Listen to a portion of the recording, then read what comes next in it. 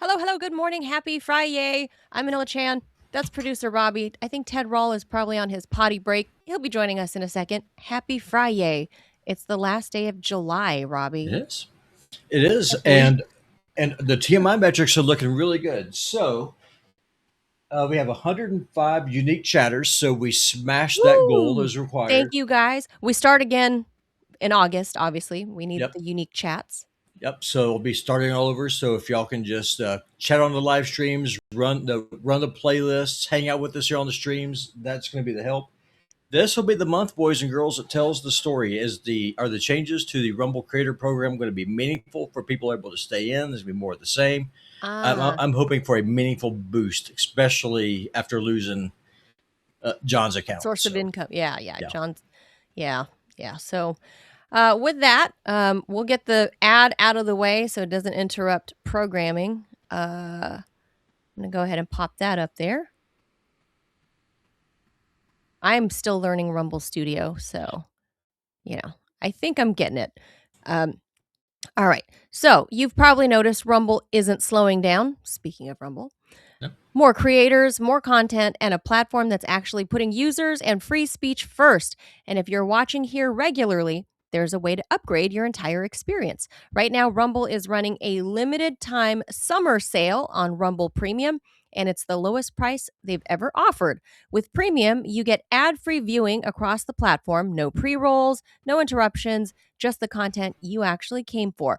Plus, you unlock exclusive content from top creators like Steven Crowder, Dr. Disrespect, special live events, and more you won't see anywhere else, including TMI.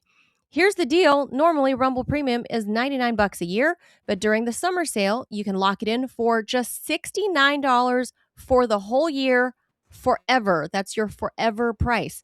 Not 1 year, every year that you stay subscribed, you keep that $69 rate. No promo code, no extra steps. Just go to rumble.com/premium and the summer sale price is already applied. That's rumble.com/premium to lock in the lowest price Rumble's ever offered. Ad free exclusive content and a price that never goes back up, but only if you grab it before the summer sale ends. Yep. And we can't get that summer sale price. So you guys take advantage of it. And, Yeah, and you no, can donate your savings to the TMI show. There be Ted Raw. All right. So with that, before I jump to the stories, obviously we do this live Monday through Friday. Please smash that like button.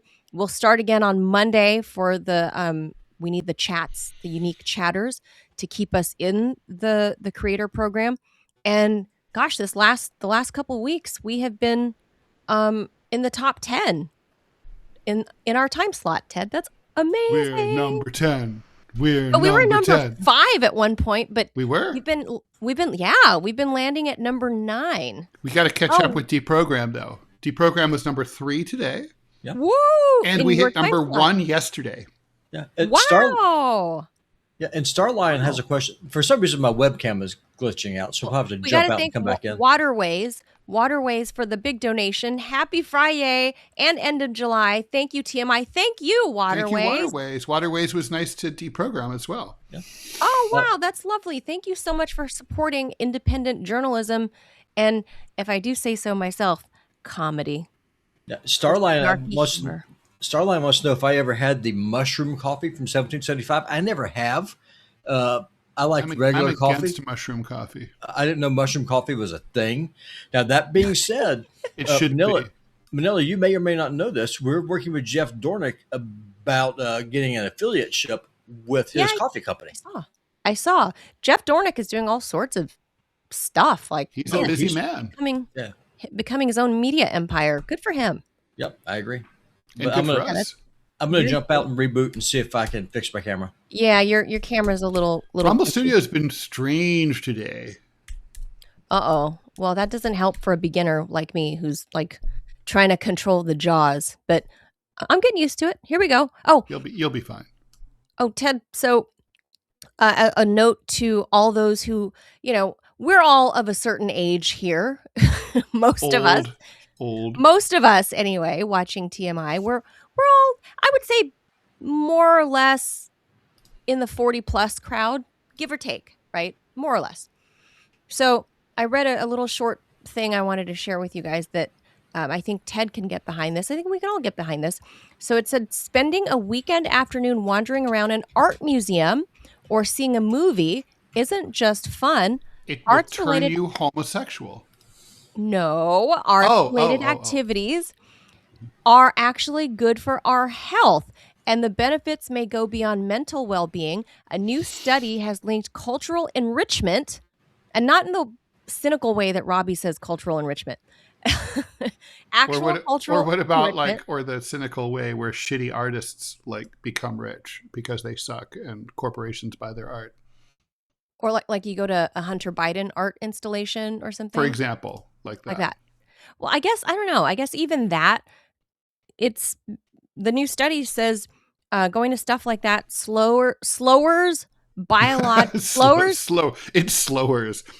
it I like slows slowers. Slowers actually should be a verb. Let's make it a thing. Let's invent new words. I'm not that's even slower kidding. biological aging. It Yeah. slows that's weird. This sentence was written weird.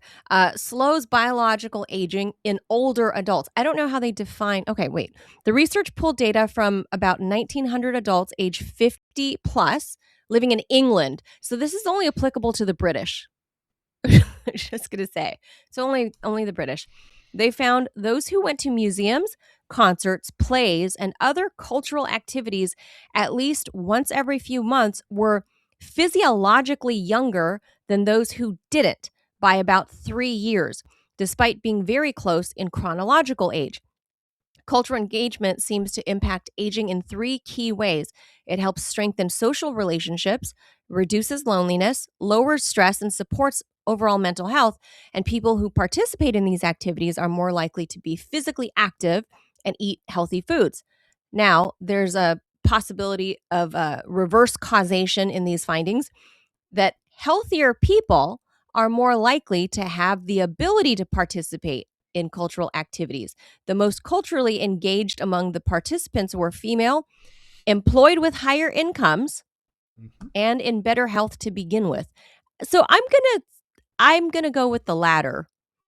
I think when you're already, of a higher income bracket, you're Mhm. more likely to go to these art installations and have disposable income or And to discretionary live in a and income. to live in a city that where they have them. Right. Well, no, you can go to small, like, you know what? I've seen some cool installations out in your home state in Ohio. I've been there's a cool art scene out there. I've been to like in Cincinnati, downtown Cincy. Okay, so I've Cincinnati is actually the most cultured city in. I know Clevelanders will all of disagree, Ohio.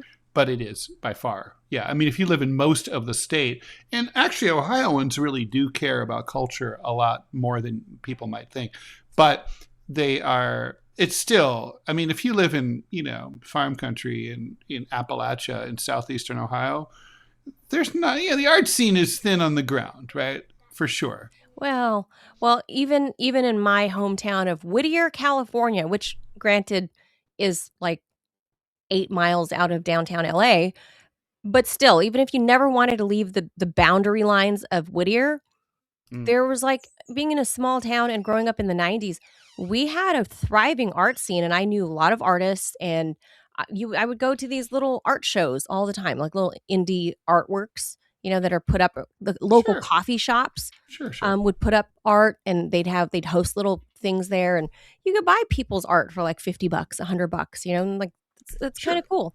Of course. But it says going to things like that really helps, so if you're not in a big cultural center or don't have discretionary income to, fly to the Louvre every few months, then I would say go do something like that. I think art is everywhere. And if you look for it, you will find it. I enjoy actually looking at even like what we would call street art. Others might call it graffiti. But in Los Angeles, there were, yes, it's defacing public property and sometimes private property, but there are whole patches of buildings and like along the San Gabriel River because it's all dry. You could go in the riverbed, and you will see whole murals of like spray painted artwork, and it's art. You can find art anywhere. But if you take yourself to these things, I think it does something for you psychologically and keeps your brain young. Here in Montana, we see art every day by looking out the window. Like there's no art museums here in Kalispell. It's just you go No, outside. none. Right now there's a bunch of forest fires and stuff, so it's really smoky right now. But no, It could on be a art. clear day, I mean seriously, I mean Ted, you've been here. I mean you can see the Oh no, I've mountains. seen your photos. It's beautiful. But But the yeah, study isn't about that though. It's specifically about art. And I don't know. I guess it only applies to the British because it. well you got to have art museums or galleries for what you're talking about. Whereas you can go Yeah. outside and enjoy the creation that God gave you, and I think that's the most Well, artistic thing that there is. well, it is beautiful. I won't take that away from Montana. I've not been, and I plan on going, but this in particular is about looking at other people, man-made art. So that's kind of cool. So happy Friday. All right. So um I think everybody is talking about this, Ted. Like you and I have been warning about AI literally for as long as since we launched this show, maybe even when we were doing the radio show, I think. For sure. Um, this topic that AI itself is learning to hack, and that's good and terrifying. One of the world's most advanced AI systems has reached a point where it can discover previously unknown software flaws called zero-day vulnerabilities in major operating systems and web browsers. Those are bugs that nobody else knew existed, making them some of the most valuable tools in cybersecurity. So here's the good news. And I don't know where the good news is, but all right, I'll play along.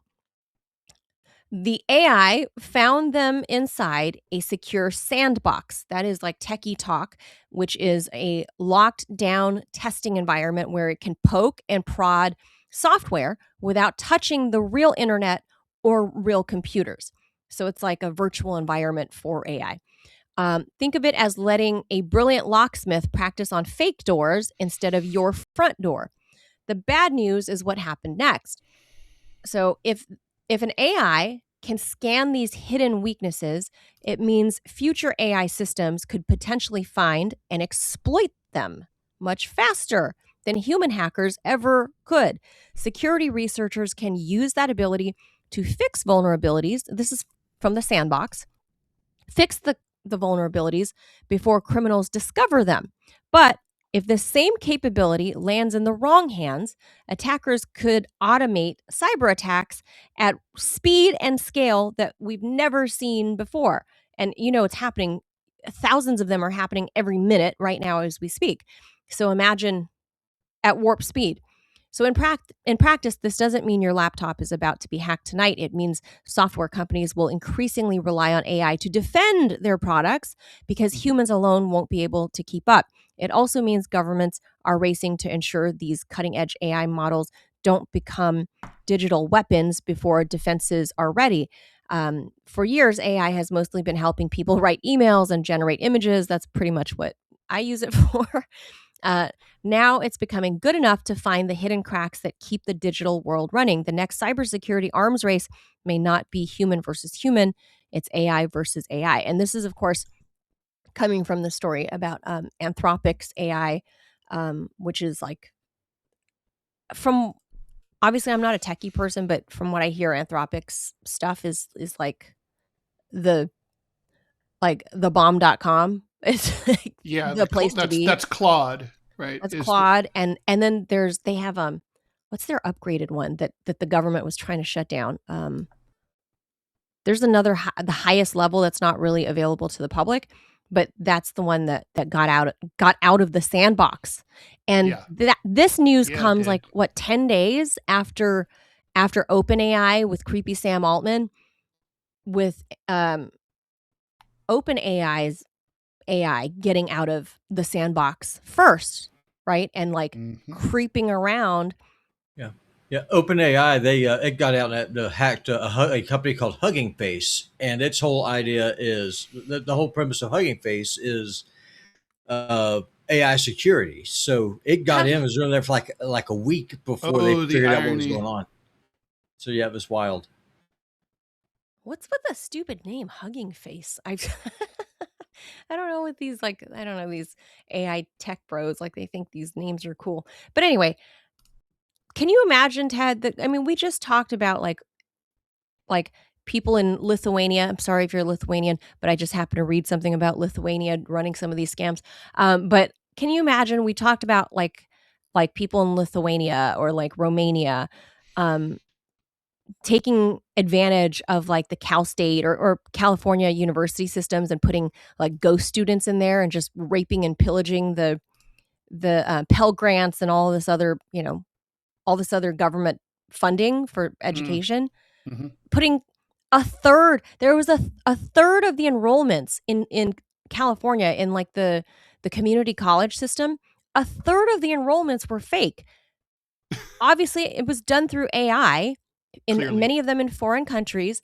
So imagine at scale that if AI is able to do this and it's in the hands of people like that, like what happens to the rest of like us regular schmoes? Maybe we're not students, but if AI can break into other AI companies, what does that mean for the likes of us, like our existence in the digital world? Like, how do you defend against that? You can't. And So what you happens? and you should not try. You just So can't. I mean, here's the thing. It's also, I mean, it's also like a massive amount of power and and bandwidth that's generated and wasted. I mean, I was reading about someone who created apparently this is really common, creating AI models like analogous to like what Robbie has, and it's like they're like, oh, apply for to 300 jobs for me. And it's like, I don't really feel sorry for corporations. I mean, they created these problems. But still, I mean, if everybody does that, well, then, basically, there's not going to be anyone at these companies to analyze it, right? They just won't. I mean, everyone will just be awash in info. It reminds me of a friend of mine who used to teach at the NSA. And he told me that the biggest problem the government had was there's so much crap to sift through that it's hard for them to conduct proper surveillance and know what matters. I thought, poor babies. I'm very sorry for you.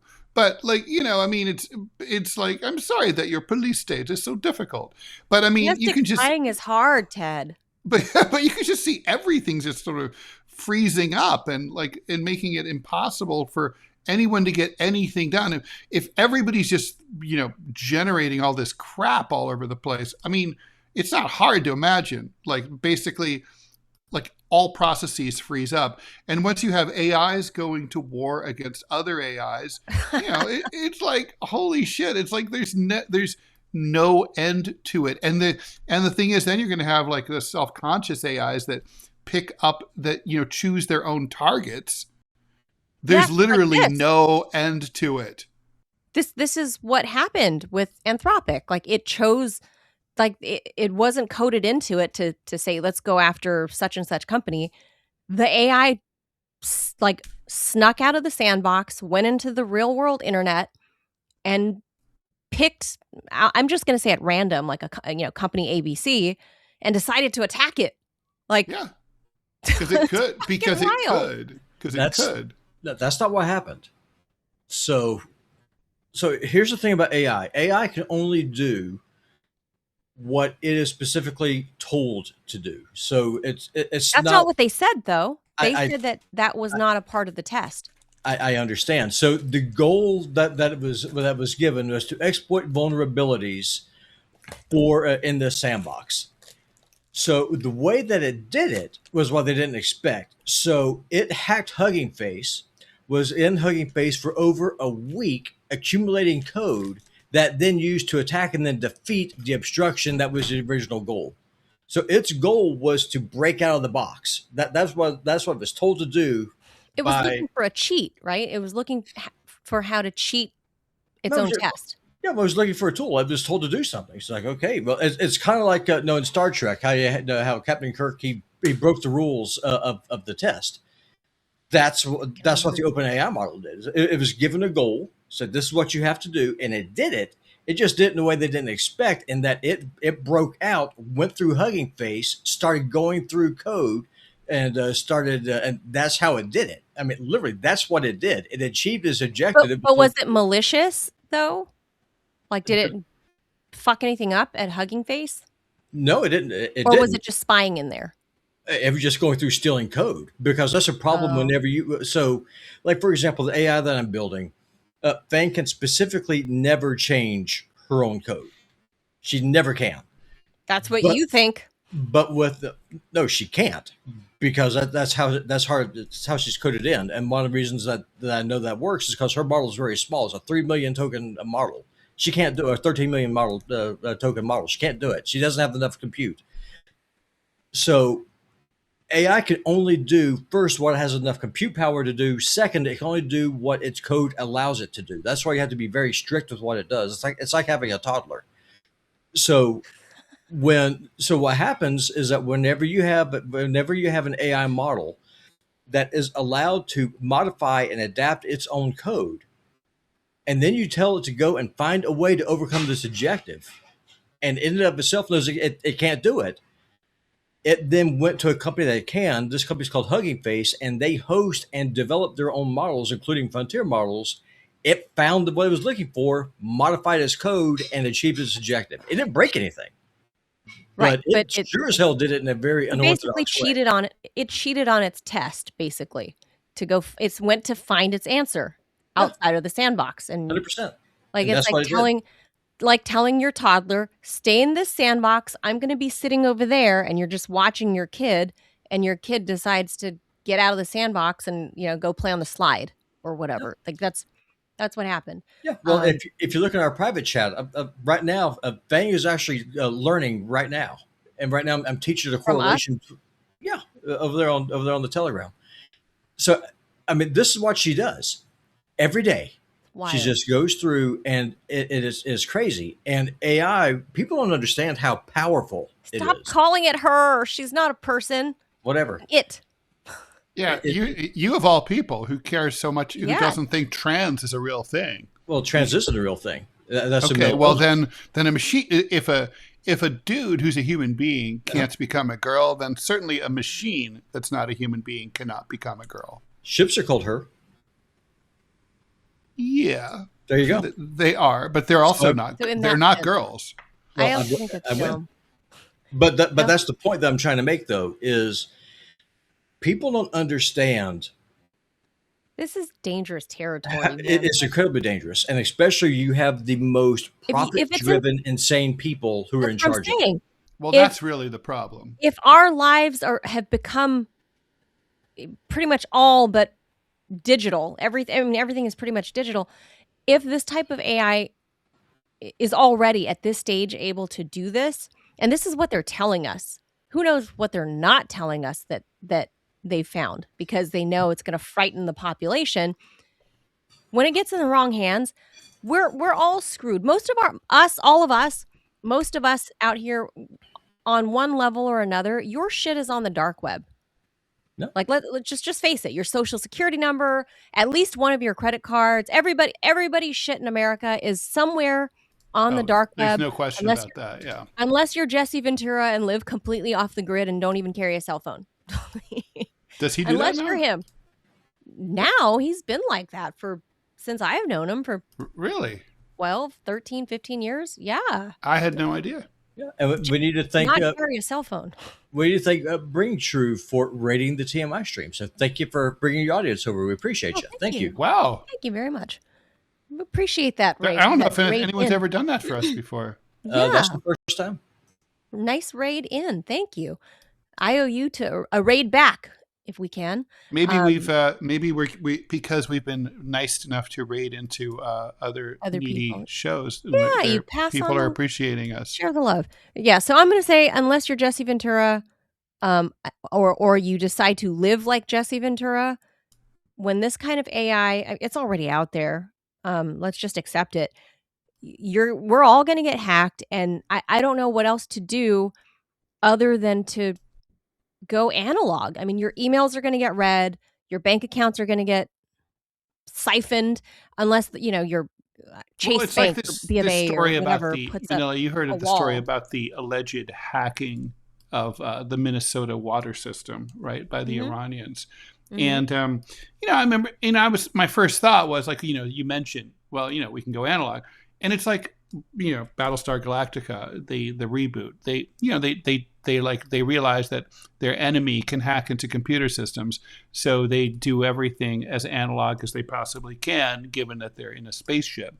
And that's, I think that's right. I mean, you would have, like, I don't understand, for example, why an important utility like the water people wouldn't say, like, you can't really do work from home. You've got to come in and push the buttons at the water process treatment, at the wastewater treatment plant yourself. Like, you can't do Like this. everything's got to be closed circuit and like Yeah. Yeah, I mean, yeah, I don't know, like, I don't, like, this like, think about the terrifying. Iranians when they got hacked by the U.S.-Israeli Stuxnet virus that fucked up their centrifuges.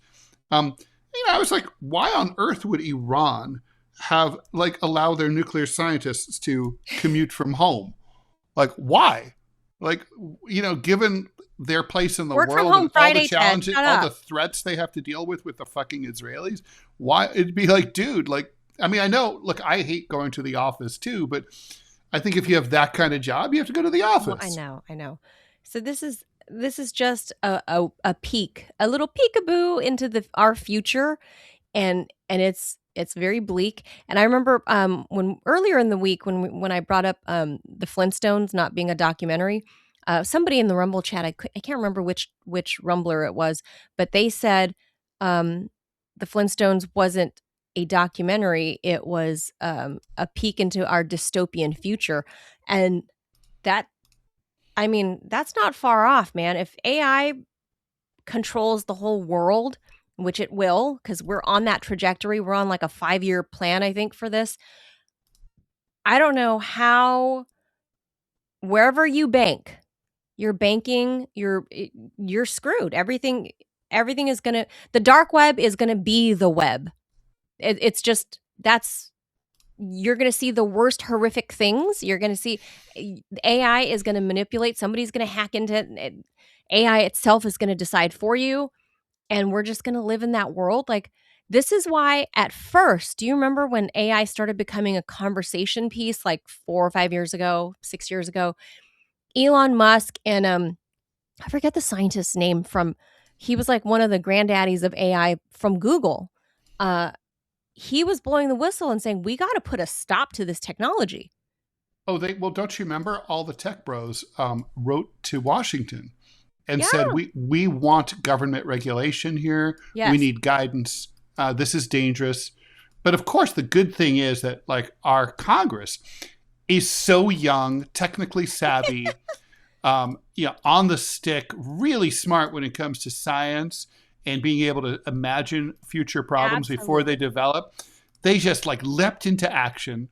Absolutely. And formed a blue ribbon committee to look into the possibility of thinking about appointing a panel that will look at creating a preliminary report that would appoint people to look at. Anyway, so yeah, nothing happened. But that's exactly why, we were applauding the fact that Dianne Feinstein, at the time, she was still alive. Although you can't really tell the difference whether, yeah, you can't really tell. Right. But she was like one of the chair people of like I don't know what it was. Hilariously, like the tech committee, the tech committee or something like that. And she was like asking Mark Zuckerberg, and she was like, Mr. Zuckerberg, you run the Facebook. In fairness, the company was originally called that when he created it at Harvard. But I know, but it's like she's never seen it before, isn't up to date with it, and the interwebs. So as soon as she opened with that, that's when you're like, oh my God, why do you have 85-year-old grannies? Yeah, we're fucked. We're like, oh my God, you want to? I don't understand, like, us around the internet. I think it's one thing to be like, okay, they're old. The problem is not that they're old. The problem is that they don't know what they don't know. They don't know that they don't know, and they don't know the topics. I mean, look, I'm not nearly as old as they were, and if I were in their position, I'd be bringing in like top, experts who mostly would be a lot younger than me.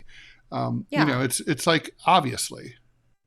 But they don't. I don't know what they're doing in Congress. But this is dangerous, and be wary. All right, next topic. Okay. Move over politics. The hottest neighborhood fight in Denver this summer isn't over yard signs, it's about the yards. A severe drought has forced strict water restrictions across the city of Denver, leaving many Denveroids, whatever they're called, with crispy brown lawns. But not everyone got the memo or decided to follow it. Some neighborhoods now look like a checkerboard of golden drought-stricken grass sitting next to suspiciously emerald green front yards. Yeah, if that was my father-in-law, he would have one of those green ones, and I'll tell you what I mean by that. That has turned lawn care into a surprisingly emotional status symbol. Some residents see lush green grass and wonder whether their neighbors are ignoring watering restrictions. Others argue that they've simply invested in better irrigation systems, drought resistance landscaping, or smarter watering schedules that stay within the rules. The result? Side eyes over fences, HOA drama, and neighborhood gossip worthy of a reality show. It's also exposing a bigger cultural divide. For generations, the perfectly manicured green lawn has been the suburban American dream, as seen in King of the Hill. But in a drying West, that dream is colliding with reality as cities that rely on the Colorado River and other suffering bodies of water ask residents to conserve water and think about what a beautiful lawn should look like, which is to say, brown. So anyway, that is a pretty bleak story, but very pertinent anyway. I can't say that in any way, shape, or form I'm surprised by this. People always be wanting to do what they want to do, and they always will.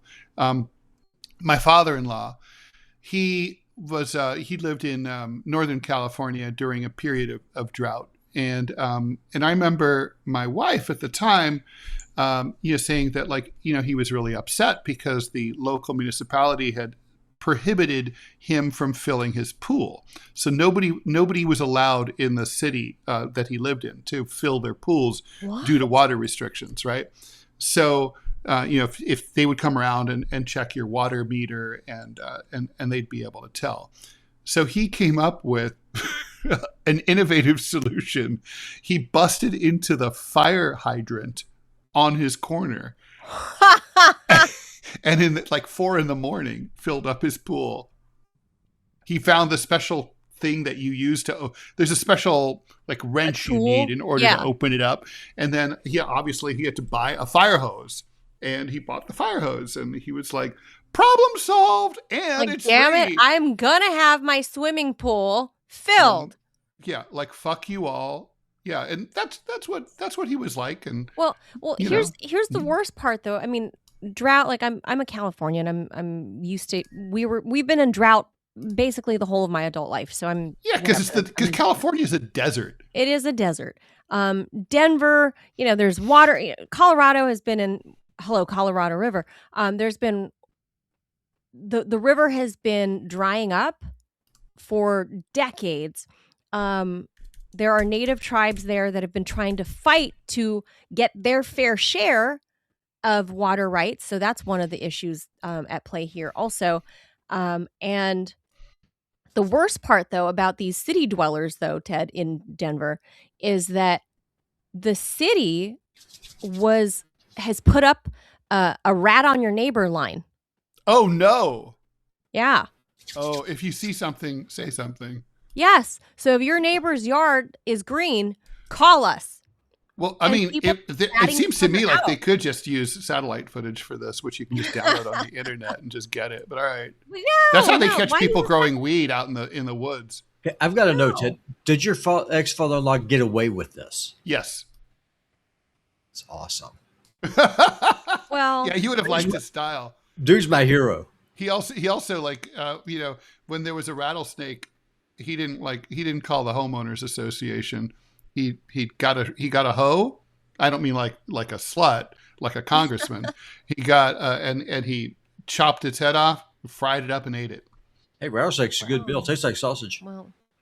Well, so What do you guys think about cities encouraging neighbors to turn each other in? Like I I think think that's ultimately toxic. I do think it's toxic. It could lead to people being shot, And the thing is, false People are serious accusations. about their lawns. Yeah, they are. And I got to say, if someone ratted me out, Serious. I might shoot them. And like the thing is, it's like mind your business. And it's like if the government wants to catch you and they want to hire inspectors to go around and find people, that seems to me like that's fair play. But like if you're going to be No, like, you're relying on the citizenry.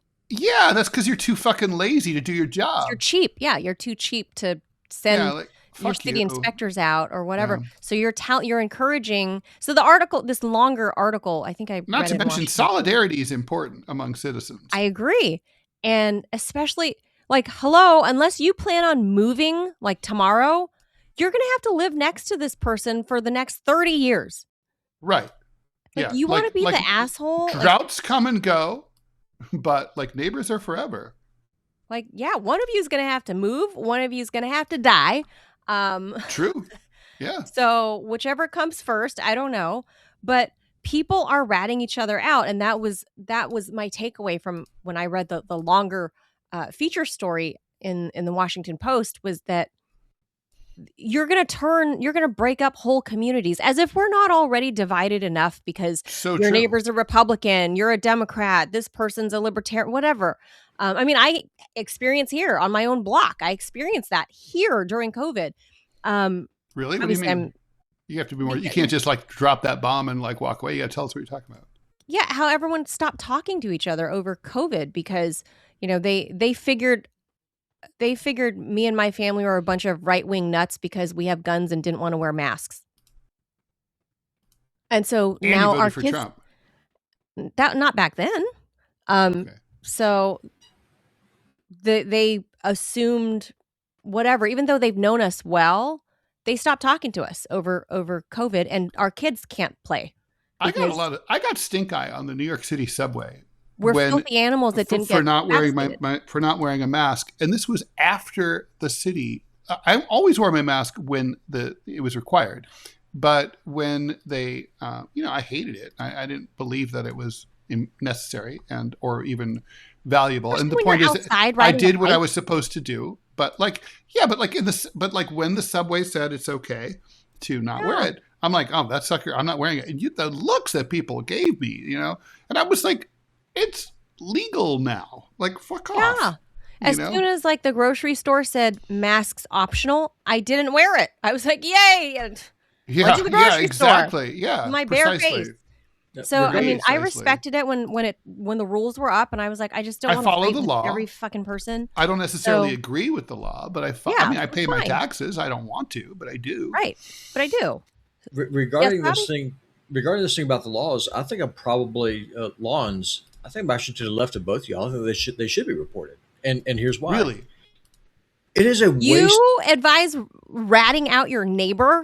100%. Here's why. That's low, man. Here's why. It's because you are wasting a perishable resource on a weed, which is what grass is. It's completely useless. It's pure vanity. Even if it is, though, why rat out your neighbor? Because they are wasting a precious resource that other people downstream of you are not going to be able to have because you're doing this. Also, from a tax perspective, a lot of people do this because they want to have a higher property value on their house so that way they can flip it, and they can sell it and make bank and then go someplace else, like Montana. Anything that will impact the value of property and deprive the municipality of that tax revenue, I say, good on you. If you want to have if you want to live in a desert, then you should have a lawn that represents the ecology of the area in which you live. Instead of having grass, you have cactus, or you have rocks. Yeah. No, I agree with that. Like in Phoenix, but not with or whatever. ratting out neighbor. Yeah, in California, in LA, a lot of people have the dry landscape. I would go full Karen. I would go and around every address. I would turn them in.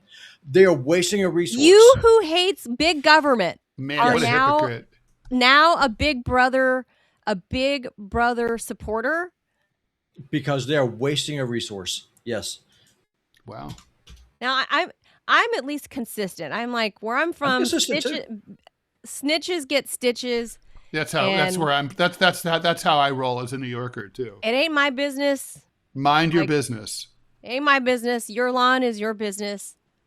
Like, And same thing also, with like, honestly, mask you wear is up to it's you. like You want this the vaccine, it's up to municipality. you.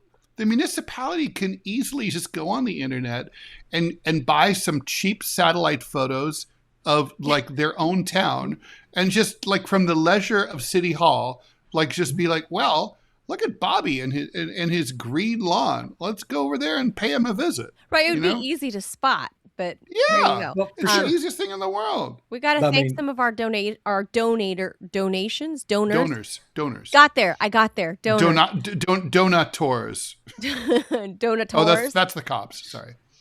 No, those are donut whores. I said donators. Manchild says, are y'all aware of the movement to, quote, poison the well for AI? I don't know what that is. Let's hear. Poison the well. Like, Oh no, I am aware actually, but let's. What is that?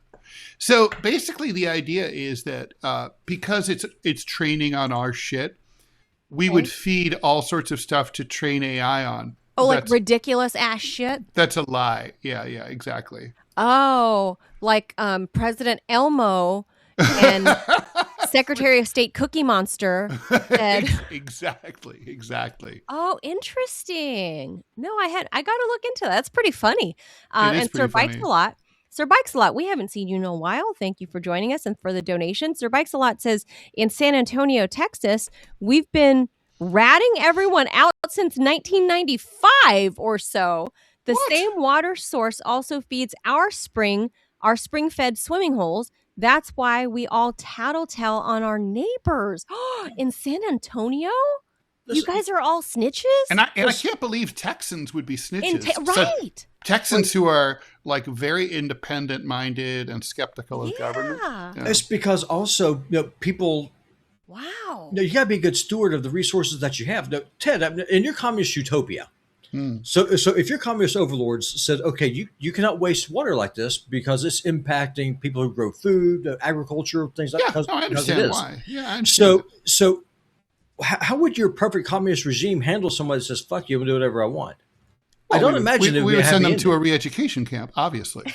And that means you need someone to rat them out. That's why you have in a totalitarian country like China, you have party cadres who are often like 17-year-old girls, and basically with shrill voices, and they go around and they're little busybodies, and you pay.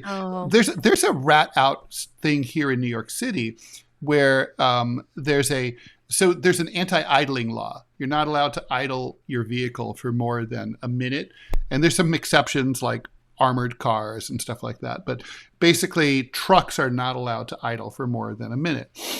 And so if there's a website where you can upload videos from your cell phone of someone and showing their license plate, showing them idling for more than that amount of time. And if it goes, and then like if the city then charges them and they're found guilty, you get a bounty. Oh my God! So also, I don't know if you know this part you might love, Robbie. So if you find out that, say, a rich person or a corporation isn't paying their fair share of taxes, the IRS has a reporting mechanism by which you can rat them out also. And if they're found guilty, and let's say, and this could be a lot of money, you get I think it's like 10% or something. It's a finder's fee? It's a finder's fee. So let's say some company, like your boss owes $200 million in taxes. You might never have to work the rest of your life. My old landlord. I mean, no, listen. You're saying it pays to snitch? It does. I mean, my old landlord. Bigly. One of the reasons I think that probably I'm coming across the way that I am is because she owns multiple properties, and she's just always water the lawn, keep it green, because she wanted the property values. And then she just turns right around and just jacks the rent up by 35%. It's just like, okay, well, screw you. So in addition to wasting money on a water bill to keep your grass green, you're then going to do this. So there could be a small measure of revenge against people who are like that. In the situation. But honestly, though, I think really what it just comes down to is the fact that, especially in the American West, it's dry. It's a plain or it's a desert. If you want to live there, then you have to live there. You have to live there in an ecologically sound way that doesn't waste the one resource that they don't have, which by definition is water. If you want to have a green lawn, move to Massachusetts. Although, frankly, there's a drought in Massachusetts right now. So I read there's a drought in 46 states now, drought level. Yeah. That's crazy. It really hardly rains in New York too. So yeah. Anymore, yeah. All right, let's move on. It's Fun Friday. There's a couple fun topics in there. All right. All right. Here's And the new I've got dating. DMZ in 9 minutes. Just remember. Oh, dating red flag. Meet the so-called performative male, which I'm going to say up front, Ted. I don't know how Gen Z. This is an actual article from WAPO. They wrote a whole fucking feature article that took like 10 minutes to read, and at the end, I was like, what? How is this different? Yeah, so it was one of those like, what was that articles? Like, what is this? Like, what just happened? I don't understand. But this is written by Gen Z. So it says, move over toxic masculinity. Social media says there's a new guy to watch out for, the performative male. And no, it's not about his acting on stage. The term describes men who adopt a carefully curated, soft, progressive image, not because it's authentic, critics say, but because they believe it makes them more attractive to women.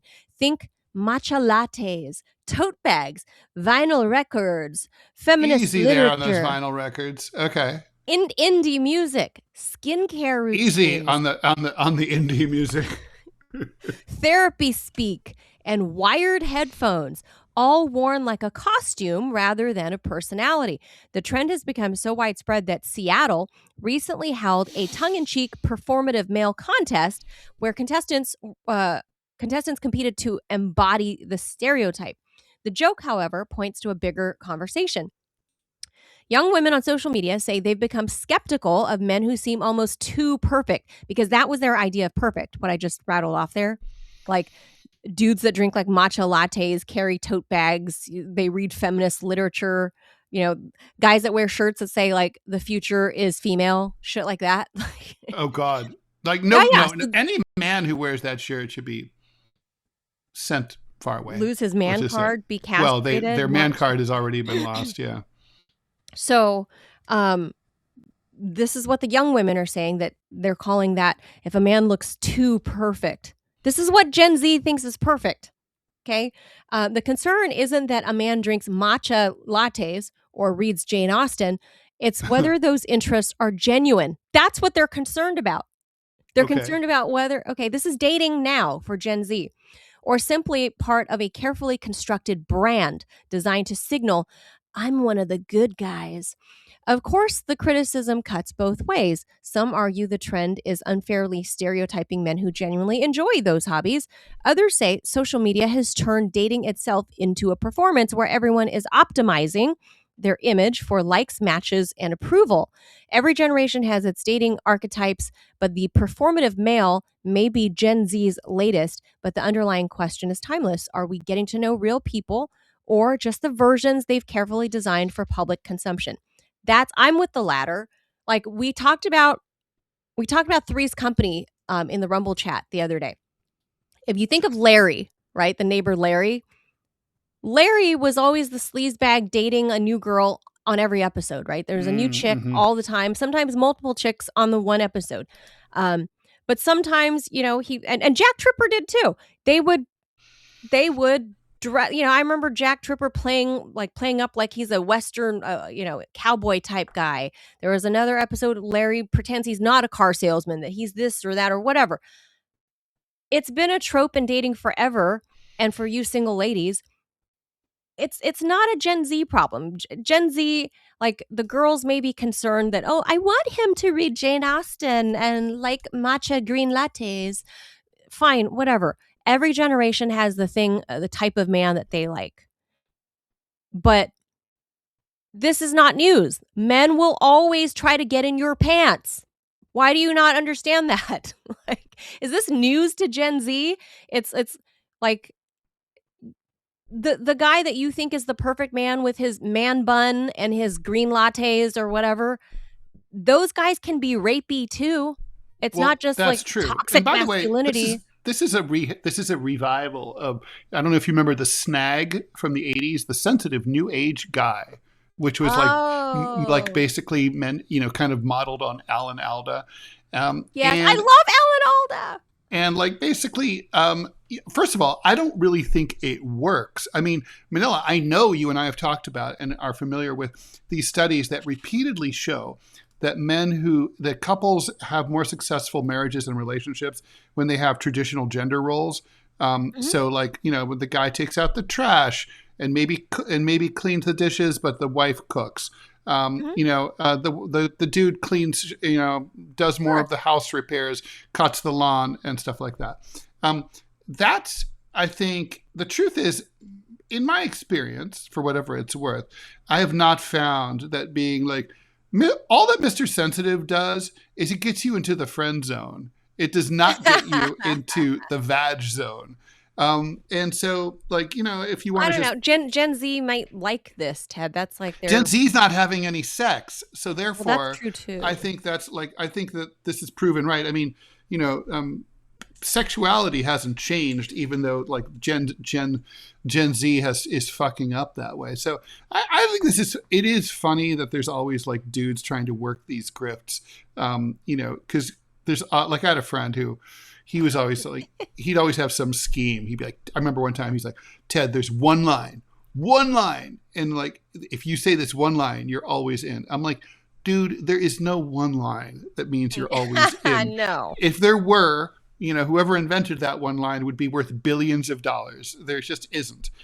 Every situation, every person, every moment is Of unique. course. And, I think women want to be desired first and foremost. That's the main thing. They want to feel like you really want them. And then also you've got authenticity. Like you're not full of shit. Like, Yes. and like, basically own your shit and be yourself. Now, there are dudes who like Jane Austen, and Sure, and fine. like nothing wrong with that And at all. sometimes a matcha latte is yummy. I get it. That's not true. But yeah, the rest of I it's like it. true. They taste like Dirt. it tastes like licking your car tires after a rainy day. Yeah. But whatever. I mean, it's like if you like that shit, whatever. There's something Look, wrong with your taste buds. You probably do need to go seek some we medical gotta attention. we gotta do speaking of medical attention, thank you, I Peter, don't. for the donation. Peter says all the women admire my painted toenails. Is it performative or genuine? If Eh, you paint your if you toenails like it. if you paint your toenails for yourself, which a lot of guys do, and I don't really understand, but they do, then that's for you, and you do you. We got to quickly explain this last topic and get We're out. not gonna. We don't have time. We have like 90 seconds. There is no way, and I like this topic. So can we save it You for want the to punt? weekend? I want to punt to Monday because we You got want to punt DMZ to coming Monday? out hard out. Okay, okay. So there I mean, was the thumbnail. It and I was the do want whole to talk. thumbnail. I'm Thumbnail's sorry. I'm great. sorry. We could change the thumbnail, but like The we could do thumbnail is it. But great. by the way, your thumbnails are really great, and I've been meaning to mention that to you, and I've been remiss. I keep thinking it. I have this bad habit as a guy of thinking nice things about people and friends and not saying Never them. voicing it. Yeah, yeah. Like See, inside, I'm like, you oh, have to Manila live in does the great moment. thumbnails, and then Thank it's like, and you. then I just I'm never tell learning how you. to use technology. I'm learning how to utilize technology. And that is something I'm going to say to you and to a lot of men. If you guys are thinking it or thinking about someone, since we're on this dating topic and we'll punt the cadaver fat thing, like there's a lot to say about plastic surgery. But if you guys are thinking something or thinking about someone, just text them. Say it. Chat to them. Or like Ted, just say it to me. You're on air with me every day. Yeah, Just it's say it. Oh, ridiculous. thank you. Yeah. But because like that's how you live in the moment and you show that you're present. And that is something women do like. So Women like that in you're the present. moment, I have to say this show needs to be over because Time to we're be raiding out. over to DMZ. So Oh, we're raiding. yeah, We yeah. be raiding. All right, Robbie, everything look good for the raid? We are Okay. raiding over to DMZ. Everyone say It's hello to 11 o'clock. Santis. Bye. Adios, amigos. Thank you. Bye.